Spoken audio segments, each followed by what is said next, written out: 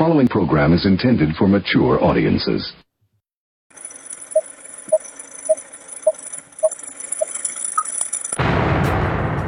Rudy's revelation. I'm Donald Trump, and I approve this message.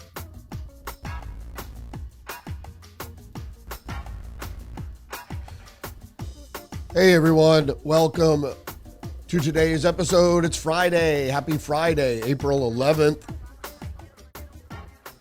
So glad you could join me today. I have some good news.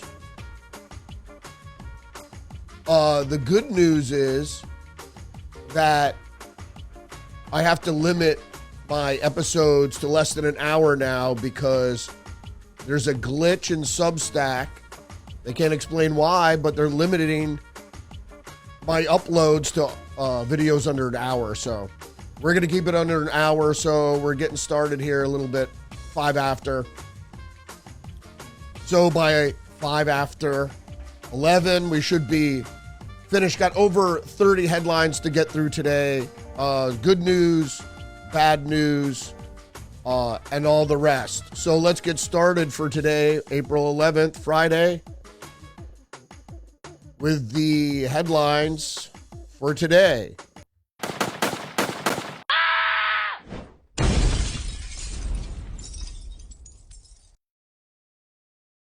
We're starting out with the New York Post.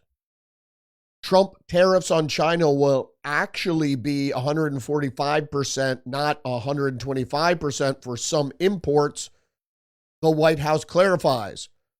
Well, the communists shot back. AP is reporting China hits back at U.S. and will raise tariffs on American goods from 84% to 125%.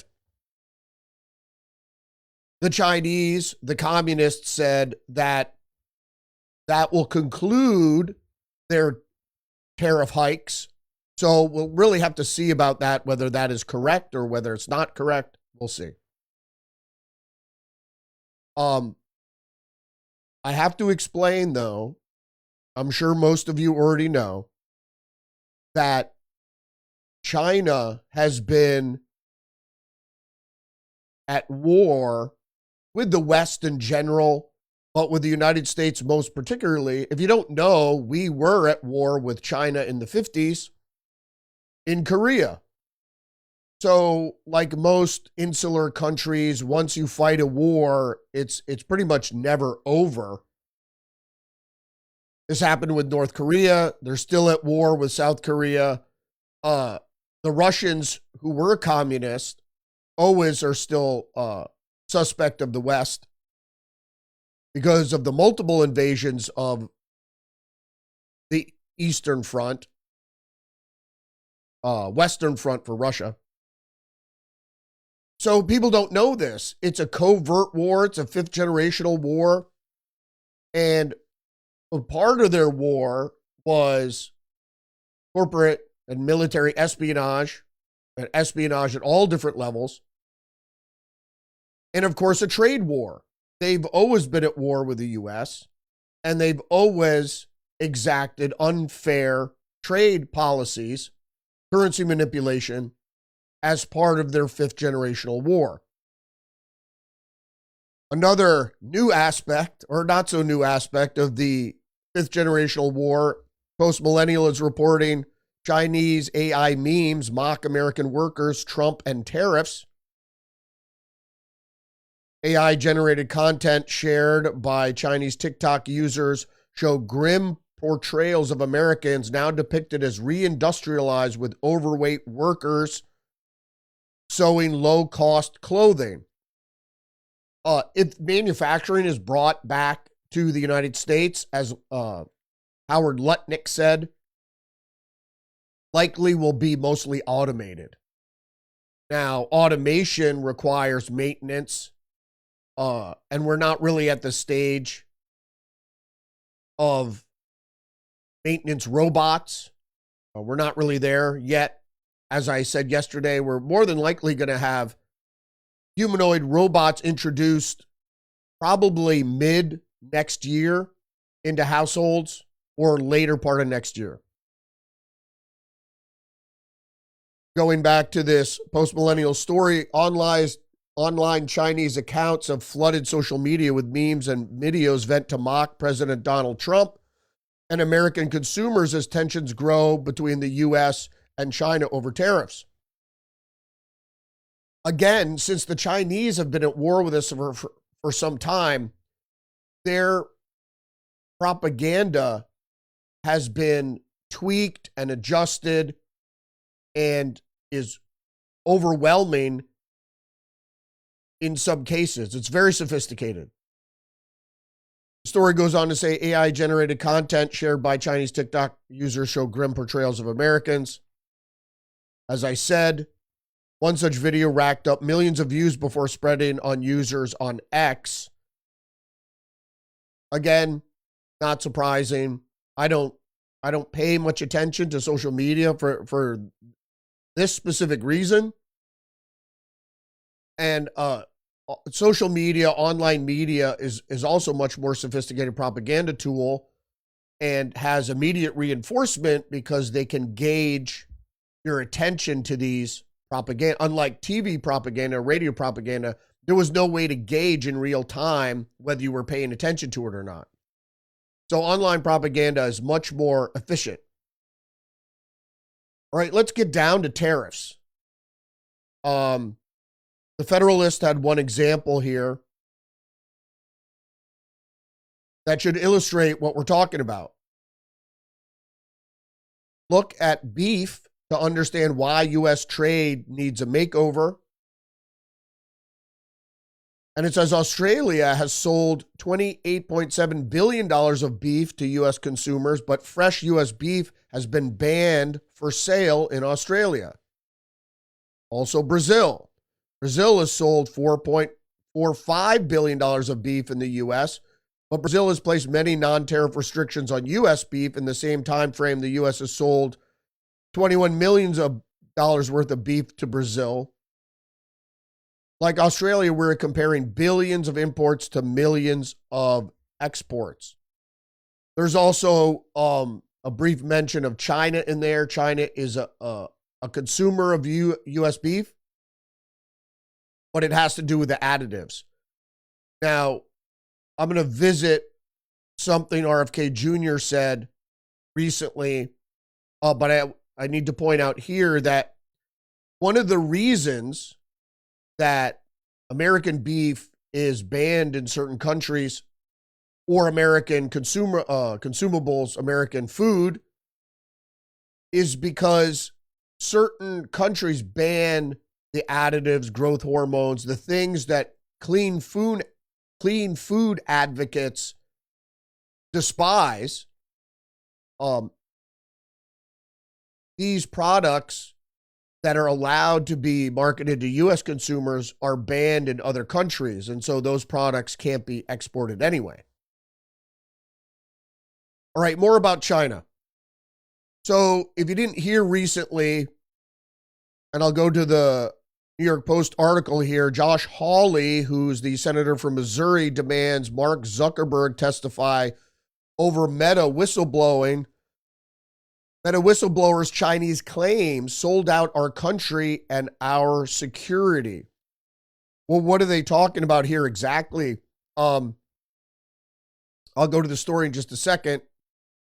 Is we know with Google and Dragonfly, Google pretty much sold out to China early on. And as I said many times, is China has been built by the Western merchant class, corporations, rich individuals, for a model, a new governing model for the world. It's an authoritarian model. It's a socialist model. And don't forget, socialism wasn't some organic growth. Socialism is a scientific population control, scientific governance, social engineering. So it was developed by Western industrialists to sell to the lower class So there wouldn't be another revolution against the new ruling class, which is the merchant class, post-monarchy. Okay, let's get to this story here. That's why corporations sell out to China, because China is the model. They're just racing to the future here. So the New York Post article says Senator Josh Hawley asked Meta boss Mark Zuckerberg on Thursday to testify before Congress in response to whistleblower allegations that he sold out our country's security for China profits. Well, for the China boss.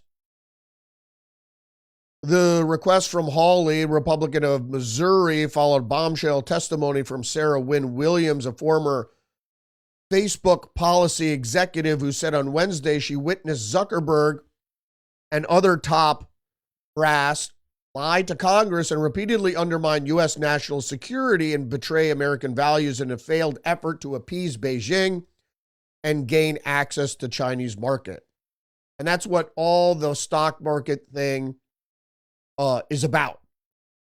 It's not about, it's destroying the U.S. economy. It's about people that invested in Chinese manufacturing over U.S. manufacturing, and now they're paying the price because they're exiting their investment in Chinese manufacturing because of the tariffs. So, most of the tech is assembled in China, Apple, etc. In any case, the article goes on to say, the public deserves to hear your response to these serious allegations, particularly since they pertain to American national security, Hawley said in a letter to Zuckerberg. More on China. The Wall Street Journal is whining. The U.S. and China are going to economic war and everyone will suffer. I won't suffer. You see, I looked at my investment portfolio and it didn't crash. It's the same because I wasn't invested in things that are manufactured in China, particularly tech stocks are the big ones that suffered, and everybody likes tech stocks, but I'm not in tech. I probably should be, but I'm not. Better safe than sorry, I always say. I stuck to things that were less volatile, but the growth is limited, so I'm not here to talk investment. I'm here to talk more about China. So if people still think China's just another country and they're good and there's no problem with China, if you're a Democrat, and Democrats supposedly are tied to the democratic process as that being altruistic, Reuters is reporting China warns Hong Kong's last major opposition party to disband. Well, what are they talking about here? Well, I'm going to go to the article in just a second. But if you don't remember, there were a bunch of things that happened when the COVID pandemic spread around the world. One was Hong Kong, which was a protectorate of the British Crown and the British government for some time, and was supposed to be fully transferred under communist control by, I think it was 2035. Well, during COVID, the communists rolled into Hong Kong and took it over. So, and if you didn't remember what was happening pre-COVID in Hong Kong, there were myriad of democratic protests because the Hong Kong government was being slowly infiltrated by the communists over time. And they were rolling back democratic protections. And so there were protests in the street by students mostly, but others protesting against authoritarian control by the communists. There were years of protests, not days, not weeks, not months, years of protests in the streets of Hong Kong. Well, when COVID hit, communists rolled in. They took down all the protests. Now, 5 senior members of Hong Kong's Democratic Party, the city's biggest and last remaining major opposition party, say Chinese officials or middlemen have warned the parties to disband or face serious consequences, including possible arrests. Democratic Party, which was founded in 1994 in the years before Hong Kong's historic return from British rule to Chinese rule, has over the past few decades been the flagship opposition party that has united the city's democratic forces to push Beijing on democratic reforms and to uphold financial hub's freedom. Amid years of long national security crackdowns by China, after pro-democracy protests in 2019, the Democratic Party will hold an extraordinary general meeting on April 13th to seek members' views and possibly pave the way for the group's dissolution. See, isn't China just another country? They have wonderful freedoms in China that you can enjoy. There's no democratic agency in China. Everything is state controlled, and if you don't know what that is, well, it's authoritarianism. So I'm just going to show you a chart here. It says voter turnout in Hong Kong's legislative elections. They make it seem like it's been decreasing since 1998. That only has to do with what the communists were involved in trying to suppress democratic turnout. Because a lot of people that lived in Hong Kong had family back in mainland China and they were being threatened. And then, of course, after 2019, Democrats blocked from running after Beijing imposed major electoral reforms. In other words, they invaded the country. Is that what they call Zelensky's postponing of elections? Major electoral reforms. All right, the other day I reported that, I think it was yesterday even, that the Chinese, as part of their trade war, was going to start flooding Western markets with subsidized cheap goods. And one of the avenues there is through this new company that's going public, and it's called Shane. Reuters is reporting exclusive. Shane gains UK approval for London IPO, awaits China nod, sources say. Online fast fashion retailer Shane has secured approval from Britain's Financial Conduct Authority for its planned initial public offering in London, according to 2 sources.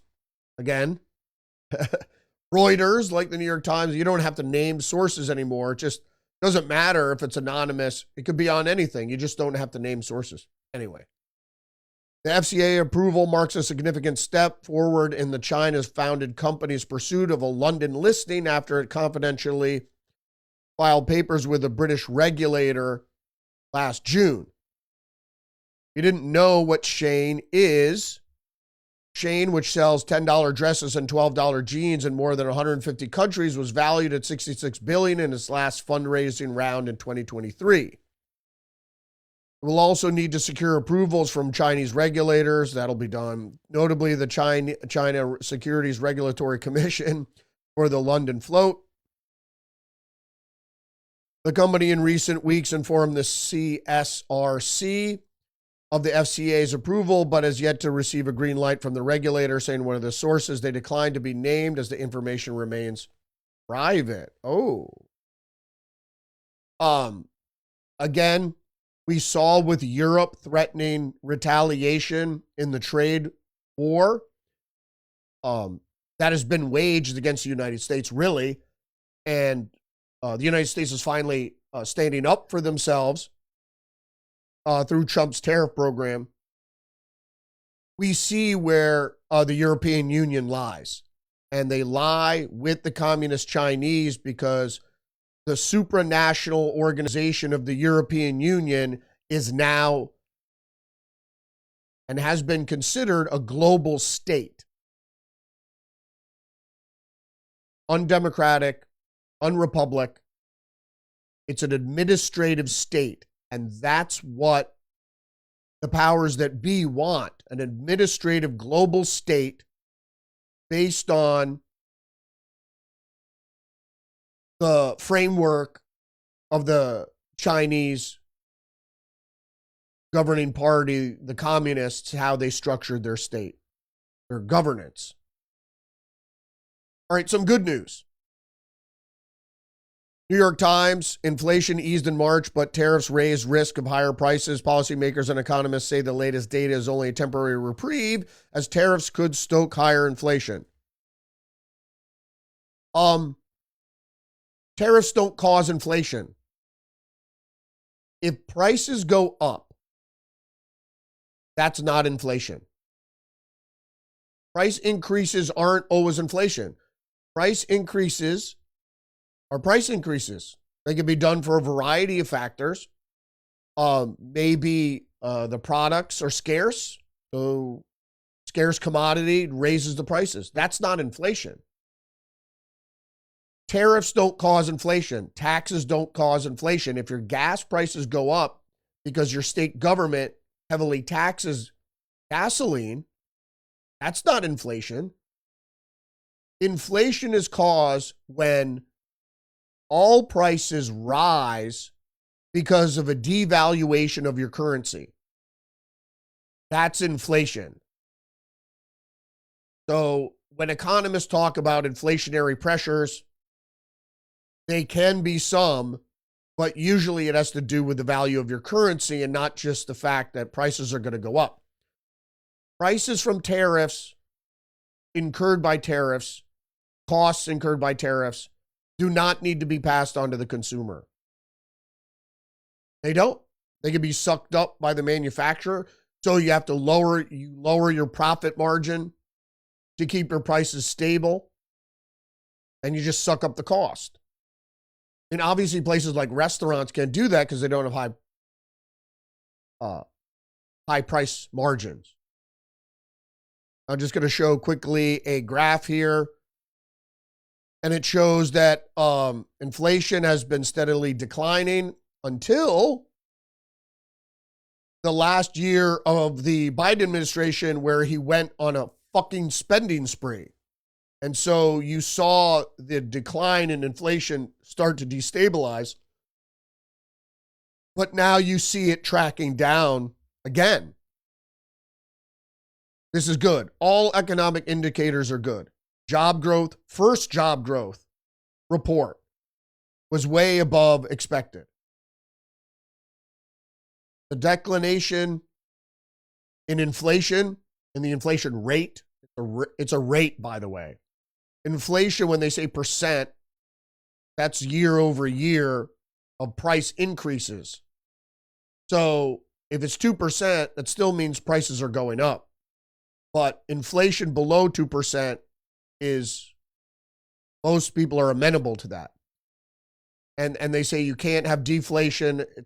I'm not going to get into economics here. But the New York Times said inflation cooled unexpectedly sharply in March, of course, to them. And then they offset it by, no, the prices are going to go up because of tariffs. They don't know. That's speculative. And Steve Moran, the chair of the White House Council of Economic Advisors, said it wasn't just good, it was really great. Indeed. Post-millennial U.S. inflation rate falls to 2.4% in March, lower than expected. Inflation is down, jobs are up, and the golden age of America is underway. I agree. New York Post, Supreme Court rules the Trump administration must facilitate return of wrongfully deported Maryland man Kilmar Abrego Garcia. You might be misinformed about what's going on with this. And I'm just going to get to the story here because you have to understand that this guy is an illegal immigrant. And although he had a deportation stay, he he could still be deported to somewhere else. He just can't be deported to El Salvador. But he's in a prison now, so was he a MS-13 gang member? To me, it's a moot point. People that are here illegally can be deported. If there's some sort of, first of all, he did not have to demonstrate that his life was being threatened by MS-13. He just said, my life is being threatened by MS-13 in an asylum plea.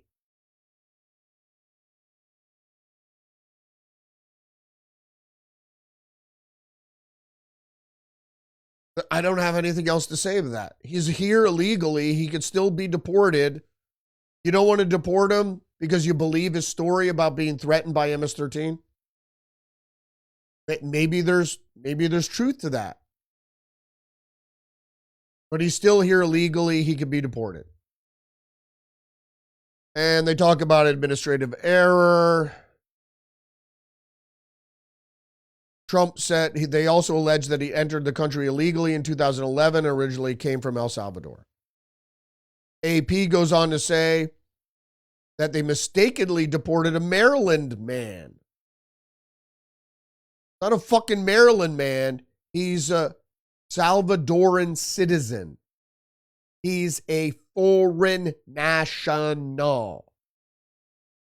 Maryland man would suggest that he's a citizen of the United States. Not a citizen of the United States. It should say, mistakenly deported an El Salvadoran national. The court acted in the case of Kilmar Abrego Garcia, Salvadoran citizen, who had been in immigration court ordering preventing his deportation to his native country over fears he would face persecution from local gangs. He's a Salvadoran citizen who entered the country illegally. He can be deported. And he doesn't need a fucking hearing. Just the News is reporting hundreds of ICE detainers declined by Maryland and DC jails. Now we see what's happening, right? This is where the Maryland man, supposedly.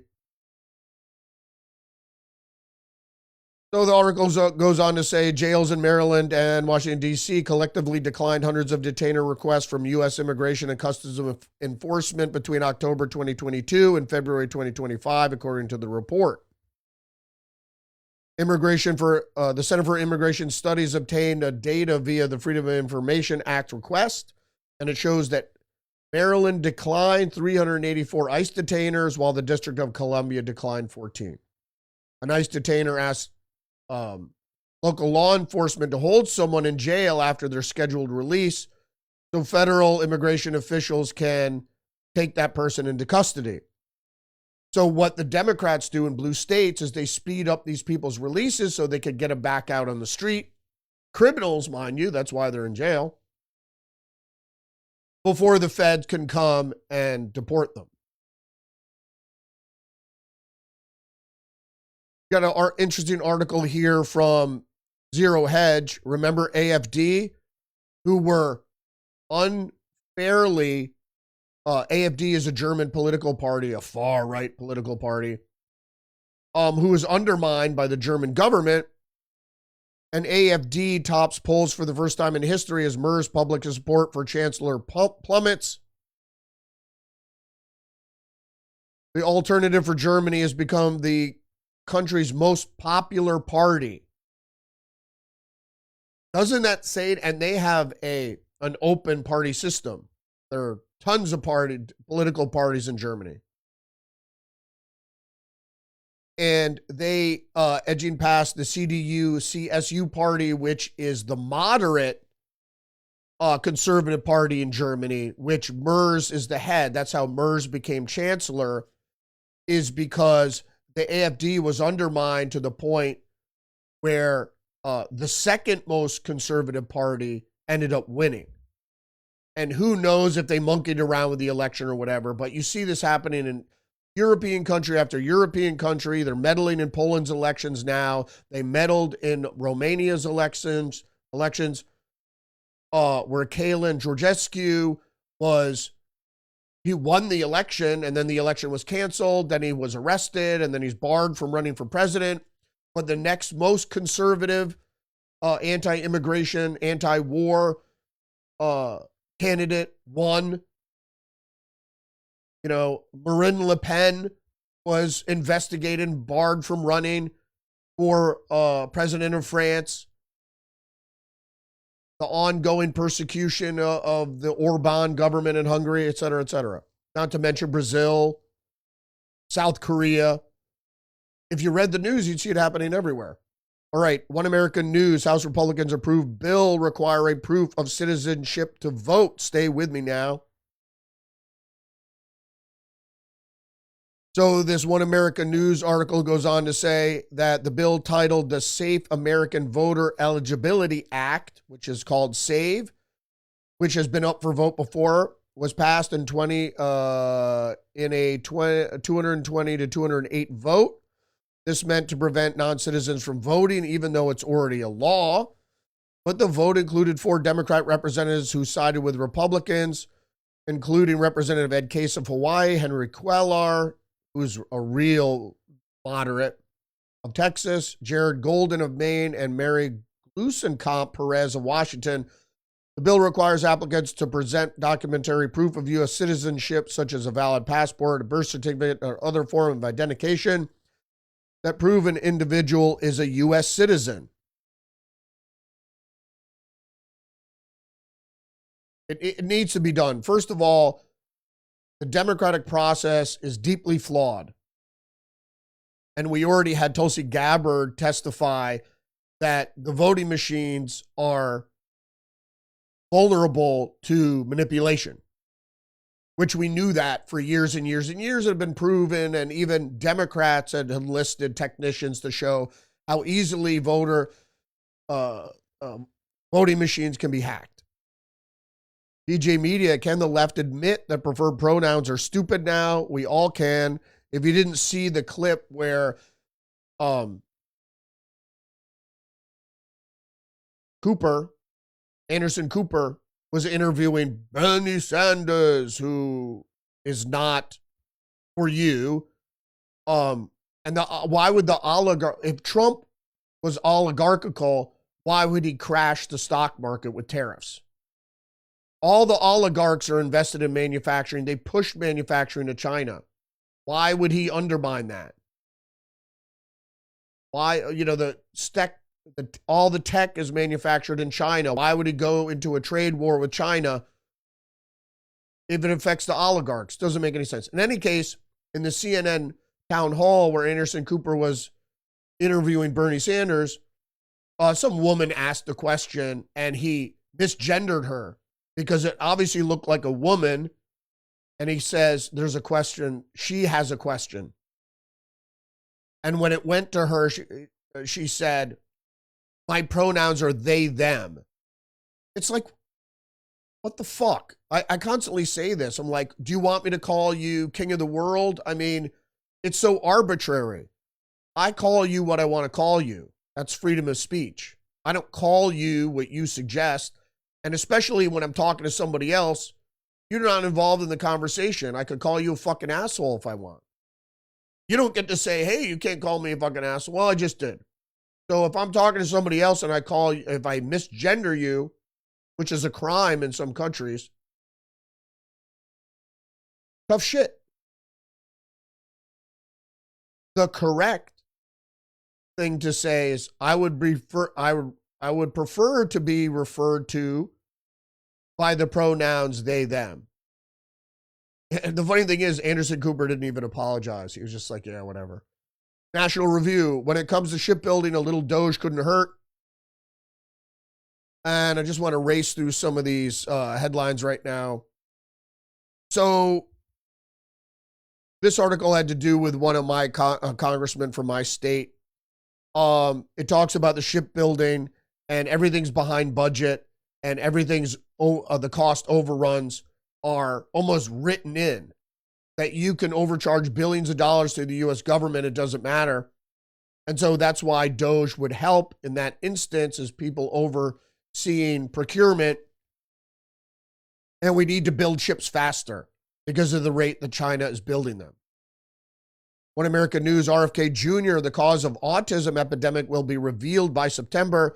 He said this during a department head meeting, staff meeting with Trump. And he just went on to say, he said, hey, we're going to know. And I know what we know. I know what the studies say. The adjuvants in the stacked MMR vaccine that are suspect. I don't want to go too far because, YouTube's going to give me a strike.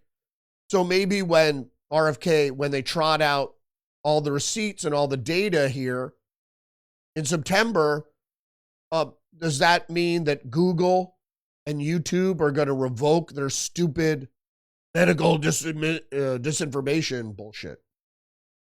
National Review, again, doctors committing insurance fraud to conceal trans procedures. Texas children's whistleblower testifies. So what they're doing here is the doctors are, when you claim things on insurance, there are codes you have to use for what exactly the condition is that you're treating, et cetera, et cetera. So now that trans procedures are illegal in Texas, I guess for minors particularly, that the doctors that are still doing these procedures are misclassifying them. And so that's fraud. It's insurance fraud. Because a lot of these things aren't even covered by insurance anyway, especially if they're on Medicaid. Reuters is reporting Democratic state AGs sue to restore COVID-related programs for K through 12 students. Now, COVID's been over for some time. A lawsuit filed in a court in Manhattan comes after the Department of Education on March 28th said it would no longer allow states to access funds under programs enacted as part of COVID relief law. Under former Democratic President Joe Biden, the department had previously said the funds would be available through March 2026. And the problem here with this is COVID's over. So all the funds that were allocated for pandemic-related services, pandemic is over. So those funds need to be clawed back. They don't need to be given to states that use them for a variety of purposes. That's the thing. If you ever studied local government, you could find that they claw money from all different sources and then they use it for whatever they want. It goes into a general education fund, but then it could be used for whatever. It's like, where do we get the money? Where do we get the money? In a town that I covered, they just renovated a high school, and then they went ahead and secured federal and state funds to build a new high school. They just renovated the old high school. But it doesn't matter, because if you pass on this, then the municipality wouldn't get the money. It's all about getting the money. Just the News is reporting Colorado Governor Polis signs controversial gun control bill with new requirements. If you didn't know what was happening here, this was automatic rifles or shotguns that take detachable magazines, which is most rifle these days except bolt action, was amended to allow purchasers to get a firearm safety course eligibility card from their sheriff's department, and then they can complete a firearm education course. Most gun owners never commit crime with their firearms. It's 0.001% of people with legal firearms commit crimes with them. It's negligible. But that's why they have to wind up these people to go around shooting up schools and things so they can get these gun laws passed. Everybody should be allowed to have state-of-the-art rifle and pistol. This is my belief. And it doesn't matter if that's an assault rifle or an assault pistol, or I guess for safety, do you want to limit magazine capacity? I don't agree, but I'll give you that. I mean, in the state I'm in, we're limited to 10 rounds, pistol and rifle. I don't agree with that, but hey. So the bill also prohibits bump stocks and binary triggers, which in the West, binary triggers are everywhere. All right, more news. Trust unshaken. Trump voters are sticking with their guy, and their guy is Donald Trump. The prospect of economic upheaval hasn't disturbed the personal bond between the president and the MAGA movement. There's a method to his madness. The method to his madness is people are loyal and they understand with any policy upheaval, especially economic policy upheaval, there's going to be an adjustment period. The good news is we already have good economic indicators. So forget the stock market. The Democrats are using the stock market to try to scare people. And the stock market is controlled by 1% of investors. They control like 50% of the wealth. And they're the ones that are using the stock market to build wealth. Most people are in the stock market, the 65%, or the 64%, I should say, are in the stock market just for their 401k, their retirement. They're not there to day trade or to make money, because really to make money, you have to know what you're doing, but you have to have money. It takes money to make money. All right, so the Wall Street Journal tries to scare you in a couple different articles saying, if we go to war with China, a trade war with China, everyone will suffer. And then they say, Trump's army is still there despite him floundering. He's not floundering. He's doing the right thing.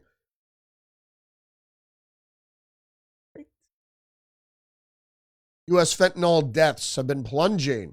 And then Trump comes in. U.S. has recorded a historic drop in overdose deaths. The Trump administration campaign to slash spending and reduce the federal workforce could reverse this fragile process.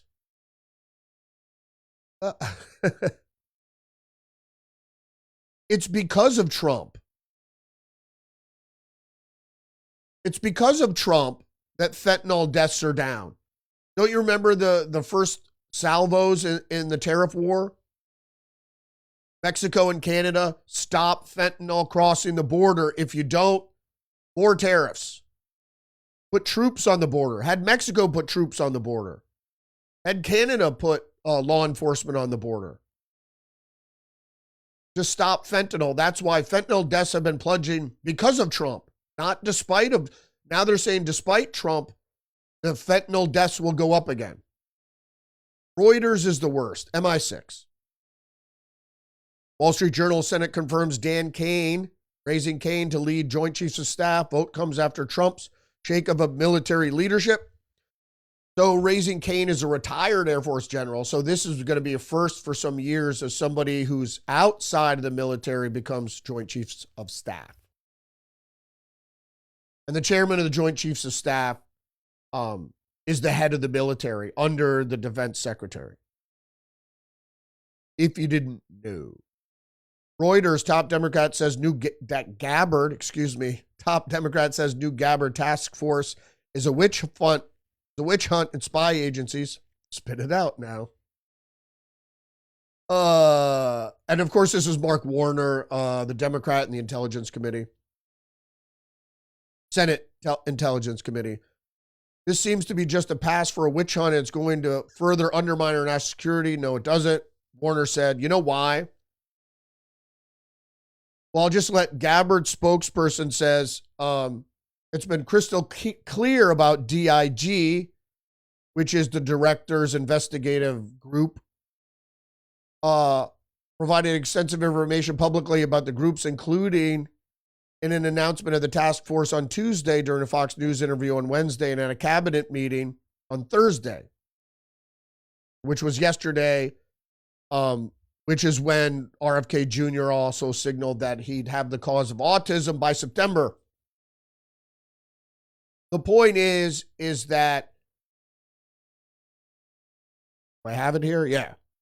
Okay, this is the point, is Mark Warner's defending the political, and like I said, the socialist, Democrat, liberal, progressive infiltration and stay behind networks within federal government and other places, NGOs, corporations, etc., academia exclusively, you know. But they go on to say that the group is investigating weaponization, rooting out deep-seated politicization, exposing unauthorized disclosures of classified intelligence and declassified information that serves the public interest. So what I was talking about was the deep-seated politicization and leaking and weaponization in intelligence. And that shouldn't happen. And you can't, if you're a liberal, what you do on your own time, or if you're gay, or what, it doesn't matter. That's your own time. When you're serving the federal government at the pleasure of whomever appointed you or hired you or whatever, you're supposed to act in a nonpartisan manner. And you should never be discussing your favor or disfavor of policy decisions of the commander-in-chief or whatever.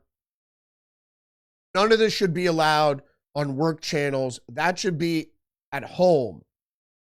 Now, if you're at home and you want to get on social media and say, I like this, I don't like this, that's different. When you're at work, your actions particularly should be nonpartisan. All right, got to move quicker. Oh, we're done. So I got it in within an hour. If you didn't hear recently, yesterday, I got error notifications from Substack saying my podcast episodes that are over an hour will no longer be allowed to be uploaded. So I talked to tech there, and what did they say? That's not our policy. And I go, well, why am I having this technical glitch then? It's obviously somebody put it in the text somewhere. So from now on, you might be glad to hear that I no longer am going to be, at least for the time being, allowing my shows to go over an hour,